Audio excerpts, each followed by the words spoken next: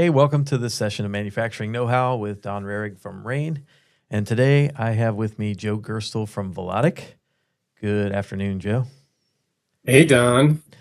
Hey, our YouTube channel is a collection of things we think Proficy users and Proficy sellers and people in the ecosystem, other integrators, might find useful.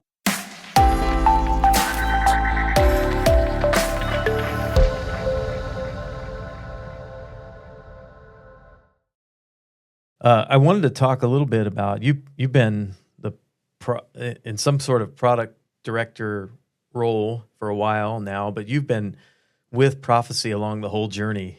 Talk a little bit about how you even got your start.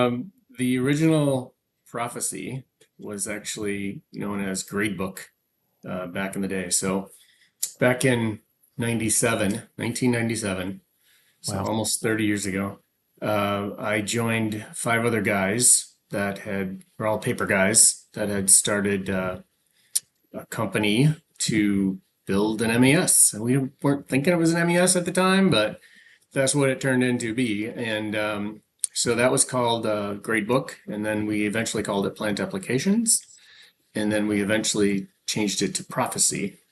So that name still lives on, Proficy Plant Applications. So, but yeah, so I started way back in 97 as head of client engineering. So I also was I was the support guy. Yeah. I was sales SA traveling around. I was a services guy. We were kind of everything. And so yeah, I wrote parts of the software as mostly on the client side, and help with design and so forth of the infamous GBDB, now called SOADB. So GBDB. Yep. GBDB. A lot of people out there will relate to GBD. Yeah. So then 2005 Mountain Systems was acquired by GE, something like that. Yeah, I think it was 2004. Or Yeah. Yeah. And what when you entered into GE, what role were you in then? I was the head of engineering Okay. for applications. Yeah. Okay. So I And had all the developers. okay. And you've stayed on the product side your whole journey at GE, right? No, no, I was in sales for a while. No, Um, so I didn't realize that. yeah, I was in sales and support. I ran support for a very short time back. That was actually right during the transition. I was doing that, and then I went into engineering, and then I went into sales for a while. Uh, did that. That was fun. Yeah. Left for a little while. Went to Microsoft for 5 years, and got a call when the Predix stuff started up, and asked to come back. So I've been back since then. So I guess that was 2014 or 15, something like that. Yeah, that's probably about when I started to encounter you. You did some product roadmap stuff for us and what have you. So yeah, that's great. That's pretty illustrious. And now the Velotic acquisition and Right? Yeah. and Another new company. yeah, Yeah. and I think this is the thing that people are excited about. There's a Oh yeah. acquisition, hopefully some spend around development for the product. I think the last few years we've seen a lot of new releases, a lot of new developments, a lot of new excitement around the product, and this kind of, to me, from an outsider's perspective, just added fuel to that fire the acquisition did, and so or the carve out, whatever they Yeah. call it. Right. And so, what is your role and goal now at Velotic? Yeah. Great. Great. So the merger, or whatever we want to call it, the new company Velotic, is awesome in terms of the concept and being solely about software, industrial software, kind of out from underneath the GE. We were a rounding error at GE Yeah, Vernova, so we didn't get a lot of attention, and we were profitable, but we didn't get a lot of attention. So this is awesome because now we are the star of our own show, and we've got everything top to bottom, right? We got everything from the sensor up through the HMI SCADA, up through the time series, and then up to historian or excuse me, MES and beyond with Data Hub coming out soon. So super exciting. I mean, just we got the whole stack now, man. It's awesome. It is So Velotic is promising a lot of energy around the product. You're getting to probably do things, direct things, experiment with things that you didn't have the budget or the time for before, and hopefully you're right. getting more resources. What do you think has you the most excited? Like just from hey, I'm director of this product development Right. and man, I've been wanting to get this done for a long time, and here's this great thing. Is there something you can point to that you think is just like, Yeah, absolutely. I mean, you can't have a conversation today without talking about AI, right? yeah, So let's talk about that. That's super exciting. So we have already, even before the Velotic takeoff here, we have been working on some stuff that will lead us to being able to serve up our data, the MS data and the historian data and SCADA data, all in an AI platform. So that is super exciting. I mean, I soak this stuff up. Actually, right now before this call, last couple of days, I've been getting ready for our big room planning, which is our where we all get together, engineering, and we decide, okay, what are we going to do? Who's going to get the budget for this? Who's going to budget for that? And what are our risks? What are our opportunities? What's what are the ways we can move forward and really take the market by storm? So we're doing that next week, and I'm feverishly getting ready and to make my case for some things. So yeah, obviously, you were at the user conference. You saw the chat with Proficy. So yeah, that's coming. That'll be in the well. I'll kind of breaking it up. So the MCP part, the MCP server hmm will be in August. So you could actually like take Claude or ChatGTP or whatever and use that as your UI and plug in the MCP server and it would work. So you could do that, but we're going to have an assistant with many more capabilities that will be able to plug in that MCP server, other MCP servers, plug in, and we'll have agents that come off of that. So all of this stuff building out on top of just the AI platform and AI infrastructure. I'm super pumped about that. yeah. I mean, it's becoming a part of our everyday lives, the way we service Oh our yeah, customers and the way we do things at Rain. And when there's a lot of people talking about AI and not really a lot of people doing anything with it. right. And at the user conference, we saw a lot of cool stuff. Now, we recognize that it may not end up in the product exactly as we saw it at the user conference, but it was great. It was a great way to interact with an AI, to go get data out of a system, Yeah. to go look at configurations, make sure things are configured the way you intended. Just lots of. I mean, they're little tasks that are huge time savers. And Yeah. I think that's a great way to. I know you have way bigger vision for what AI can Oh, yeah. contribute, but starting there is a great way to get people who aren't comfortable with AI comfortable with using the tool in that context, for sure. Yeah. Yeah. And then we're, beyond that, you're right. We want to take this by storm, but we got to take steps one step at a time. So the ability to read that data, get that data, and present it in a chat interface, and just say, "Hey, look, I want a chart of a Pareto chart," and boom, it builds it in that chat interface for you. That's instead of going and talking to IT and say, "Hey, can you build me this report?" and waiting 3 weeks for that to get done, and it's not done right. You have to go back to them and say, "You forgot this," or move this column or whatnot. And now you just do it yourself. You just say, I want a report of this, and out pops a table. So that's super exciting. Yeah. But that's just the start, right? So we're planning a bunch of agents on top of this data. So imagine if you could have an agent that tells you, it recognizes, oh, a quality escape just happened, right? Whether it's a nonconformance, whether it's SPC breach of some sort, or whether it's just waste is coming off the machine and you're finding waste events. what the agent will do is go and figure out what the hell happened, right? Was it bad product? Was it bad raw materials that came in? Was it a valve stuck open? Was it whatever it might be, and try to understand what caused that quality problem? Was it a qualifications challenge with the operator? Who knows? But the point is that that's the kind of thing we're going to do next.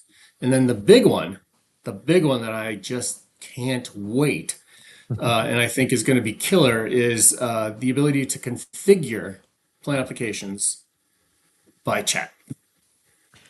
Yeah. Okay, now think about that for a second, I know. right? Pulling in the plant model, that's cool. Yeah, we're going to do that. We're going to use AI to pull it in from PLM or Maximo or whatever maintenance system you're using. And yeah, probably should have done that a while ago. So we're going to get that done.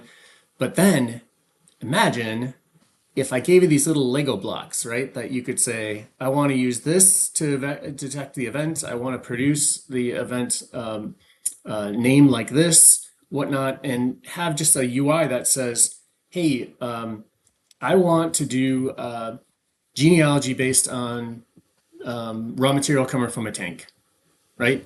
And I've got a couple lots in that tank. And so how do I figure out what lot, I'm using at the time that I made that product, that shampoo or whatever it is you're making? And how do I do that? Am I using a flow tag? Am I using a timer? Like, if it ran for 10 minutes, I know it was this lot. Once it got to 11 minutes, I know it was that lot, whatnot. So how is that all going to work? Well, what if I could give you an interface where you just walk through, you know how you got to do it today, Yeah. and it's a challenge. You have to write a stored procedure. Yeah. In the SaaS world, you got to write a Python script. What if I wrote that for you? What if our AI could just write that for you just by you talking to it and saying, "This is what I want to do. Go give me the tags that are on this equipment, and I'll figure out which one. You tell me which ones are going to tell me with downtime." Right now, I've built that model, and now I'm going to simulate it. Okay, so now I'm going to take the data that's already in our system from all those tags you just picked, Yeah. and I'm going to say, "Go get me 30 days worth of it and test my model." Did it work? Not quite. Oh, I'm going to tweak this. Yeah. Did it work now? Yes, it worked. Look at that. Huge, Put it huge. in production. Yep. That is going to be awesome. And I think will really accelerate deployments, accelerate customers' return on investments. Yeah, we're gonna make this really rock.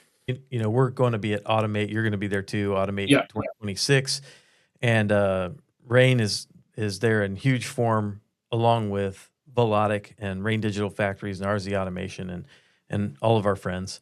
And yeah, the the demonstration environment that we're going to have in the booth will we built out the most sophisticated but simple demo in that from a sophistication standpoint, we have a dozen or more use cases. So a client, okay. when they walk into our booth, we're going to ask them, what do you make? And Chris Carlins, who I know you know Chris very well, but Yeah, for our audience, my partner in the business, CTO of the company, he talked through with AI everything that he wanted to accomplish with the demonstrations.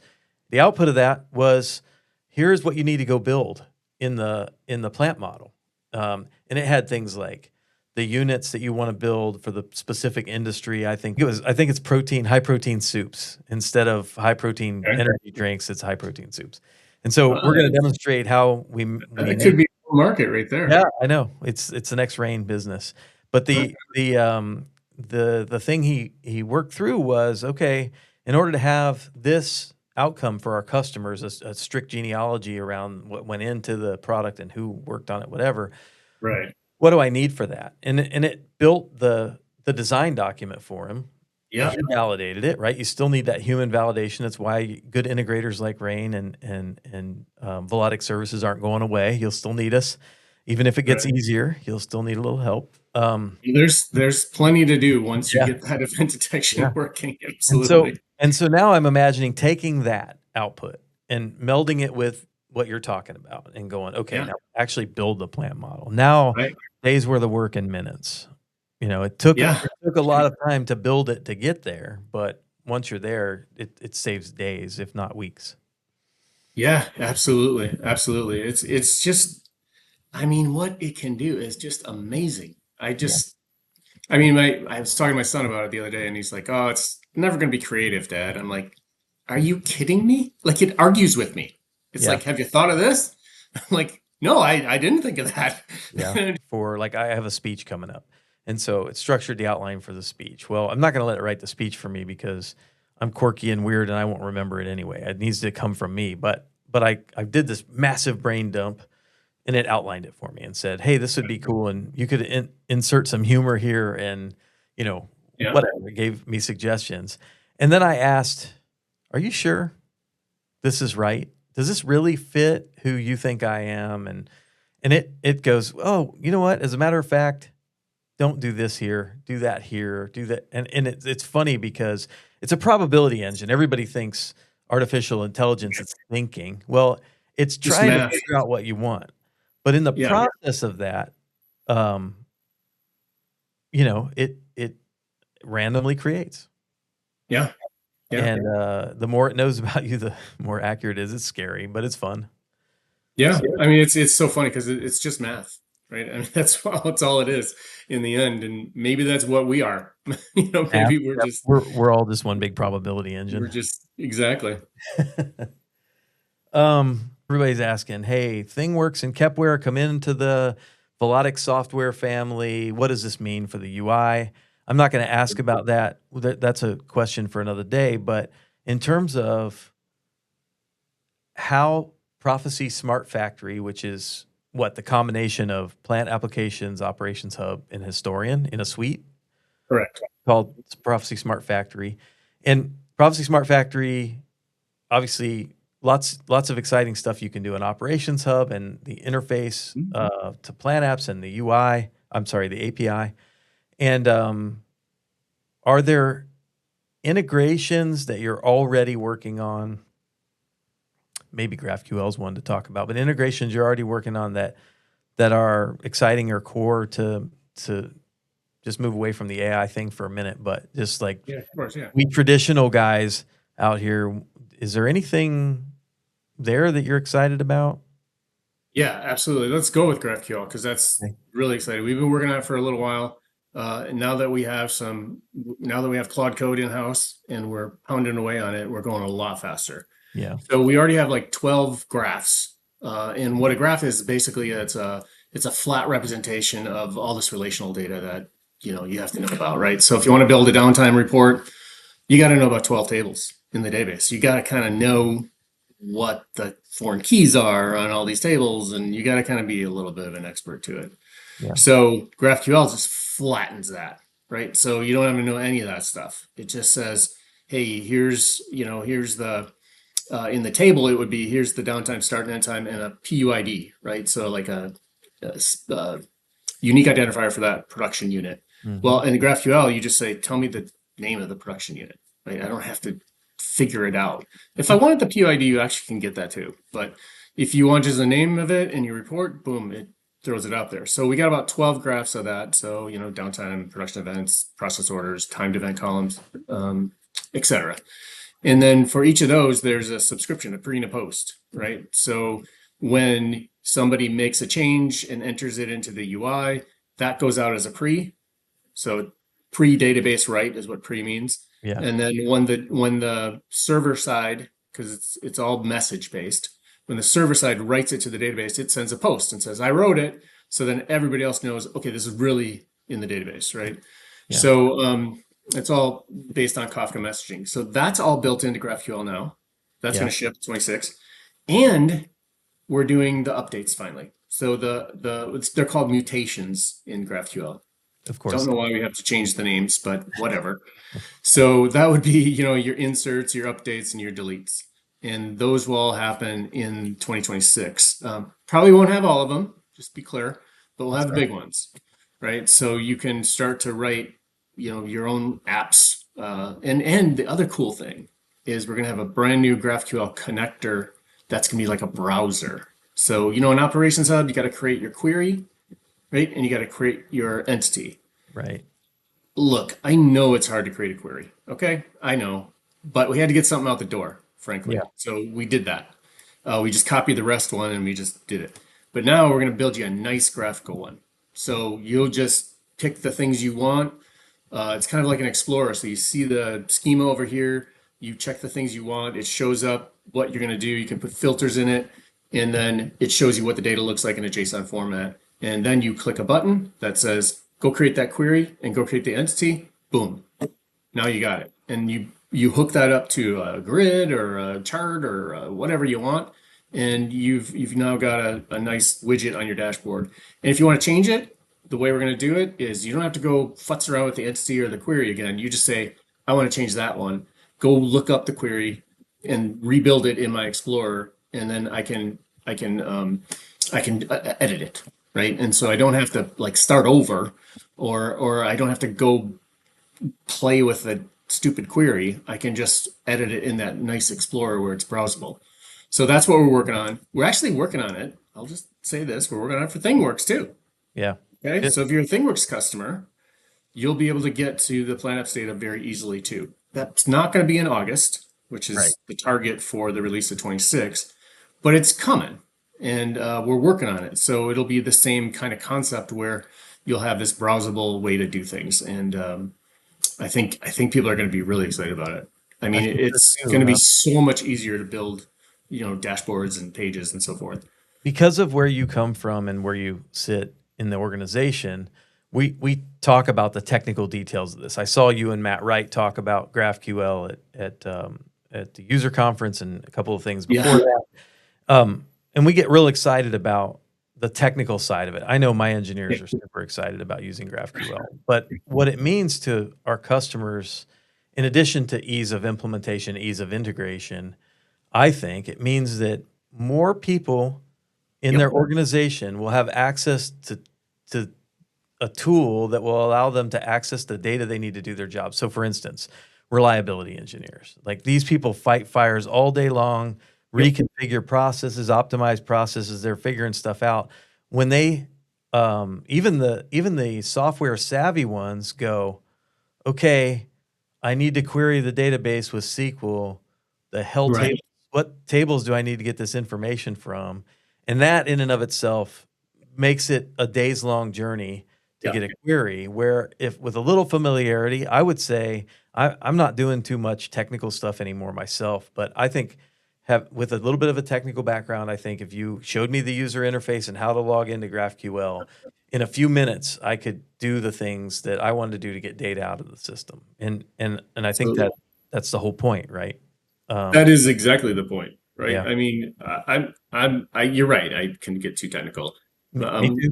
but anyway, the if you think about it from a user perspective, like you're doing, it's it's awesome, right? I don't have to know all that stuff. Mhm. I can very easily. It's self-describing. I'm like, Yeah, oh, downtime. Oh yeah, these are things I want to know about downtime. Perfect.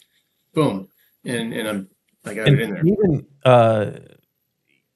just taking that analogy, or not the analogy, but the use case of reliability engineer using it one step further, and Yep. simplifying it just a little bit for our audience. The not that they need it simplified. Our audience doesn't need things simplified, but we want to appeal to a broader group. And so imagine a reliability engineer who's vaguely familiar with GraphQL, wants a piece of information or wants to build a report that give them groups of information. They're not searching for a unit ID. They're not looking for a PUID. They're looking for how that piece of equipment is commonly referred to in their plant. Yeah. Like it could be the monster. It could, the bottling machine could be called the monster, and Yep. maybe that's how they have it named in Yep. alias in the Right. system. And they Yeah. go, okay, everybody talks about this as monster. I want to go get the speed off of monster. I want to go get the temperatures off of monster. I want to get the overfills, the underfills, all that common language. And I say, I want these things, and I don't have to have the variable ID. I don't have to have the PUID. I don't have to have any of that stuff. And I get Nope. the data that I want from it. That's it, right? That's right. Yeah, So, by the way, going back to the AI thing a little bit, yeah, all that AI stuff I talked about that yeah, I don't remember if I mentioned it's an MCP server. That's why you can hook it up to Claude yeah. or ChatGPT. But that is actually built on the GraphQL. So what I'm doing now is, we have a lot of REST endpoints. A lot of REST endpoints in our core. And frankly, we didn't follow our own rules. And so we made some REST endpoints that have different shapes. And they just look different, they act different, and so forth. We're moving everything to GraphQL. So once you learn GraphQL, you'll be able to get any data you want. You'll be able to subscribe to the data, you'll be able to update the data, you'll be able to insert the data, you'll be able to delete the data, but it's all going to be through GraphQL, which you can call as REST. So that GraphQL, that's underneath the MCP server. So Yep. the thing you want to do, you just described, I do it in the chat interface. Yeah. Just like, hey, go tell me about Monster. Yeah, exactly. And here's your Yeah, report. that's beautiful. But if you want to futz around and you want to build a nice dashboard, we don't have anything that builds a nice Operations Hub dashboard yet. Working on it. But when you want to do that, you can use GraphQL, right? Yeah. And go get it. So It's awesome. yeah. So this is all real exciting stuff. Velotic is the carve out of ThingWorx, Kepware, and Proficy from their former owners, and the unification of one purpose-built software platform. The tagline is industrial software to build brighter, and they mean it. Velotic means it. They want to be this beacon of tools that can help manufacturers answer the questions they have about their manufacturing process, about their quality, whatever. Yep. Super exciting stuff. We don't know what all of it means yet. You know, some things will have new names and whatever. But for now, I think the message that I wanted to bring you on here to have was just that you have what you've always had, and you have a path forward, and there's a lot of attention, a lot of effort, a lot of energy going into development and focus on AI making things easier, not just for the integrator, but for the end users. And it's taken shape in a lot of different ways. It's super exciting. Yeah. You have any thoughts on that? Anything you want to clarify that I misspoke on or anything there? No, you hit it on the head, right? I mean, it's all about the user. In the end, it's all about giving that customer what they need. The operator, supervisor, process engineer, reliability engineer, plant manager, whatever it is. So it's all about that. And I mean, I say this all the time. You guys, you integrators, and my professional services team, you're my customers too, right? And I want to serve you guys as well and give you things that you need. So that's when we talk about this technical stuff like GraphQL or whatever. It does help the customers for sure, but it's going to make your life easier too. It's a big deal. We talk about all the time at Rain that we meet customers where they are and take them where they want to go. And some customers need a lot of help from Rain, and some need none. We just scale them. We help the customer get more done faster. The fact is, this tool, I look at these tools that we've been talking about in the very same way. Like it's not, there's a lot of fear of AI taking jobs. I think it leaves us to do some of the harder things and some of the smarter things and takes away some of the less productive things in our lives, personally, professionally, and now inside the software. So, I really appreciate that. That aspect of it a lot. And you're right. It's not about just the customer or just the integrator or just developing features for the sake of features. Like, we need to help people solve real problems. Right. And we need to do it better and faster than ever. So yeah. And we're getting there. I mean, we got to make use of this AI stuff. I know people are like, oh, jobs and all that stuff. You know what? There'll be new jobs. Okay. Yeah. There'll be plenty to do. Don't worry about it. It'll never be the same, but that doesn't necessarily mean bad. No, it doesn't. It doesn't. June the 22nd through the 25th at McCormick in Chicago. That show moves around year to year. I think next year's in Las Vegas, which is a boondoggle, but hey, we'll go if that's where they do. But Automate's coming, and you're on the list of speakers. You and Dan Kubik from Rain Digital Factories are on stage. What is the topic? I don't have it in front of me. We're talking about running industrial software on SaaS. Yeah. Okay. So why do that? Why is it important? Specifically, we're talking about MES, of course, because it's my favorite topic. Yeah. But I do. But yeah, we're talking about how to take advantage of SaaS and why you should be interested in that. Yeah. So there's a lot of Awesome. great reasons. So that's Automate 2026 in June 22nd through the 25th. We'll all be there. Our booth number escapes me, but I'll come back and edit that back in. But we're looking forward to seeing you there. There is an opportunity for people to set time aside while you're at the show to talk to us. There are Absolutely. links on the areyouthisgood.com website, and so I'll make all that available as a part of this video too. So yeah, awesome. Thanks so much. Yeah, I've already got meetings set up too. I mean, people Yeah. are already reaching out, so it's perfect time to let's have a call, let's have a chat. Yeah. The booth now has a couple of round tables where we can stand and talk with people, and they can set their stuff down and have a conversation. Nice. There is plant applications, application demonstrations where we're talking about going through use cases with customers one-to-one.